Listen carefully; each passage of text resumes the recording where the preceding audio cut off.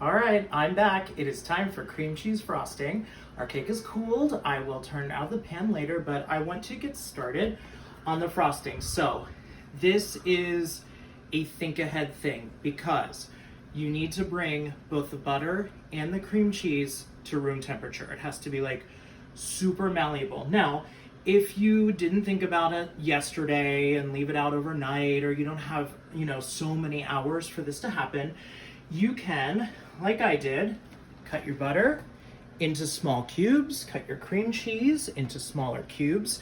This makes it, obviously smaller thing to get soft. So this is super, super room temperature right now, and that's what you want. All right. This, by the way, 1 stick, 1/4 cup, 8 tablespoons, 1/4 pound, however you measure it, 1 stick of unsalted butter. Very important that this is unsalted butter because we do not want a salty frosting in this case. This was an 8-ounce package of regular cream cheese. This goes in. Okay, lovely. We're also gonna put in a 1/2 teaspoon of vanilla. I'm just gonna use 1/2 capful of this and call it a 1/2 teaspoon. I don't feel like washing another measuring spoon. All right, we're not gonna whip this. We are going to combine this. So don't crank your mixer up on high. So start a little slowly just to combine this. And you can bump it up to, this is about medium speed.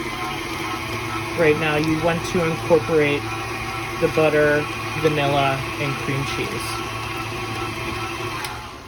Okay, good for now. Next, in this bowl, I have already sifted, just like we did with the dry ingredients for the cake, sifted a 1/2 pound, which equals about 2 cups or so of confectioners or powdered sugar. The reason I sift this is because even though powdered sugar is a lighter product, it does have huge clumps in it. So if you just dumped it in here right now, you would have those huge clumps in your frosting, which is fine, but with just takes about 30 seconds to just get the lumps out to sift this. I think it's a lot better. Now, we don't want to dump this entire bowl into here right now. Crank this up because we will be covered in powdered sugar. We have to do this a little bit at a time and slowly. So I'm gonna try to do this maybe in 2 or 3 additions. We shall see. All right, first addition. I'm going to start slow.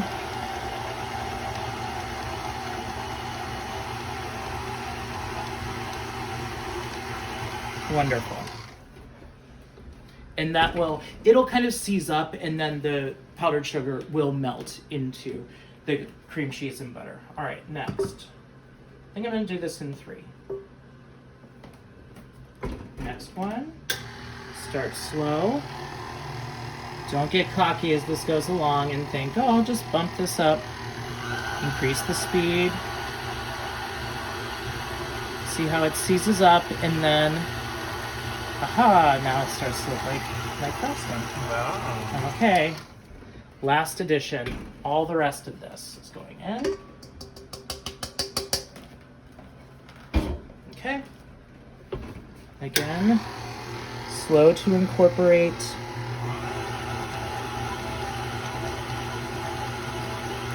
Bump it up a little.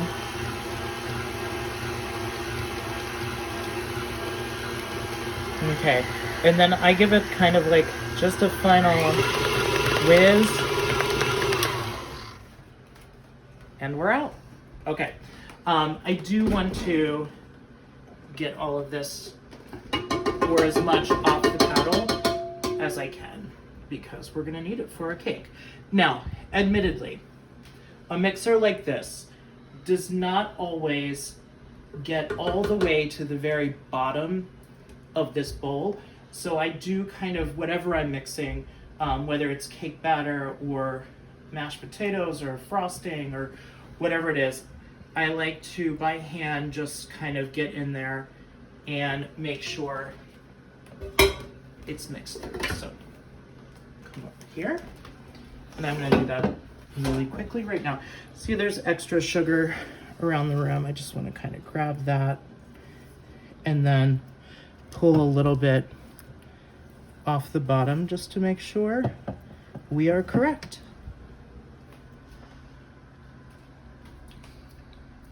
We are correct. That is good. All right. Okay, completely cool cake. It's been, I don't know, 2 hours or something, maybe more. You do not want to rush this. If you put this frosting on even a semi-warm cake, it will slide off and you'll be very sad because you won't have a properly frosted cake. All right, again, I use springform only because it makes it super easy like that to get everything out. Now I also, like I said in the last video, used parchment on the bottom, so this should, in theory, come right off, which it does. See the parchment? And goodbye. All good. All right, I like to decorate on a cake stand. I have one of these. If you just have a plate, go for a plate. But why not? I try to land this somewhere in the center of this whole thing. Now, when I frost, I like to, because I am working on this cake stand, I like to protect it a little bit so I don't get frosting on the cake stand itself. So I cut these cute little squares of parchment and I'm just gonna tuck them under here. And they will hopefully, any frosting will go in there and then we'll just remove them at the end and our cake stand is clean. All right, I also have an offset spatula. Love this thing, very easy for frosting. Now, since, like I said before, it's just Kat and I, we're doing one layer. That is more than enough for us as we sit in here, right, babe? We don't need a 2-layer, thank you for nodding. We don't need a 2-layer cake. However, if I was going to do a 2-layer cake and I had 2 of these, I would take a good amount of this frosting, spread it almost to the edge here, take my second cake, I put it upside down. So like this rounded edge I put toward the inside, so you have the nice flat edge on top, and then I would frost the whole thing. But obviously, as you can see, we have what we have, and it is a lovely 1-tier cake, and it's going to be perfect for just 2 people. All right, I'm gonna start here and see what happens. I still have some left in. Now, what I do is kind of take this and spread it out till it's almost like cascading over the edge of the cake like this. I think we do need a little bit more.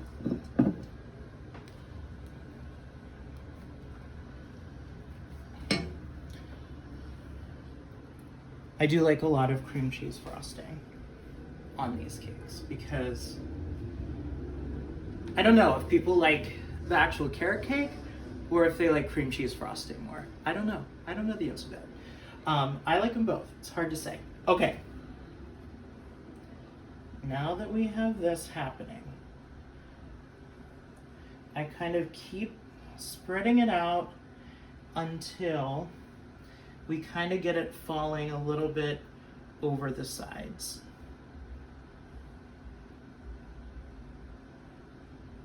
And then I take my spatula and kind of ease it over and then spread it around the edges. Now, if I find that this is overkill on the frosting, I can always take some off of the top as I do this, but I like to at least get the sides of this covered. Some people, and I do it too, do like a crumb coat But this cake, the way that it bakes, it really doesn't crumb out into your frosting that much, so I didn't feel the need to it. If it felt like it was going to be messy, then what a crumb coat is just a really thin layer of icing that you put on and then pop it in the fridge so that hardens, then frost it again with the rest of your icing. And that refrigerated layer ensures that when you go to put the rest of it on, that you will not have crumbs in it. All right. I admittedly am not the best cake decorator. It's not like one of those things that is a strength of mine, so I just kind of like to, let's call it rustic, maybe, and have like some swirls and edges on here. You know, it's your cake, do it how you like. I do like to try to make sure that things are pretty evenly dispersed. Like you kind of turning this to make sure we're all right. Okay, good as it gets. You could call it done. I like to, just as a final kind of flourish, take some of the chopped walnuts. Since there are walnuts in this, I think it's just kind of nice to signal to people that this is a cake that has nuts in it. If you want to get fancy and like pipe your frosting, go for it. You know, this is nothing fancy since it's just Kent and I. Some people like to make carrots out of like fondant and put that on, like knock yourselves out. But anyway, that is my carrot cake. I'm going to now pull these out. Whoa. And the theory is that hopefully this icing will stay on the parchment and not on our cake. This one, for whatever reason. Wonderful. Cool. I'll go back and clean that up and tuck that in. But anyway, that's my carrot cake. It's pretty rustic, but you know what? We're living pretty rustic here these days. So at this point, this can be sliced and you can enjoy this. So I hope you like it.